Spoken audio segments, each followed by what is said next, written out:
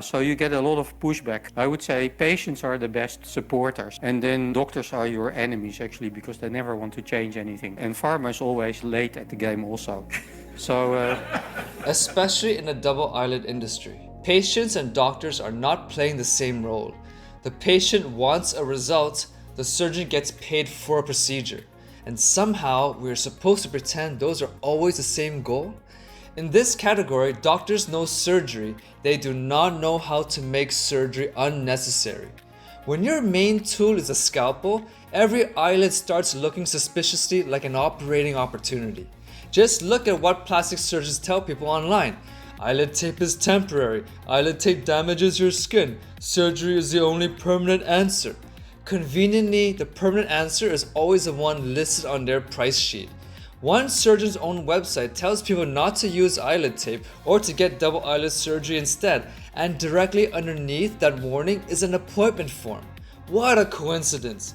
Apparently, the cure for eyelid tape is your credit card. That's not neutral advice. That is a sales funnel wearing a white coat. And when cosmetic surgery becomes an industry, the incentives get even uglier. In South Korea, a teenage patient ended up in a coma after nose and double eyelid surgery.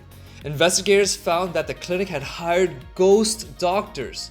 Years later, deaths involving substitute surgeons and unqualified surgical staff pushed South Korea to require cameras inside their operating rooms. Nothing says trust your surgeon like passing a law to make sure the surgeon you hired is actually the one holding the scalpel. And around the world, patients continue paying the price for botched eyelid surgeries, revision procedures, permanent asymmetry, and even being unable to close their eyes. Funny how the patient keeps the complications, but the clinic already kept the payments. I heard the same incentive problem at a University of Toronto medical device entrepreneurship event. Why would a pharmacy replace several products that keep generating revenue with one cheaper solution? A product that works better, costs less, and eliminates repeat purchases?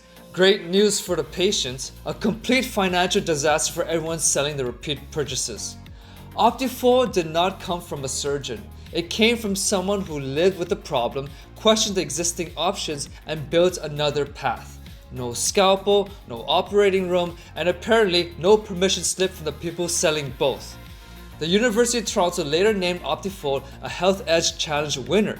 So stop expecting the person who gets paid to operate on your eyelids to invent a solution that makes the operation unnecessary. That is like asking a steakhouse to start promoting fasting.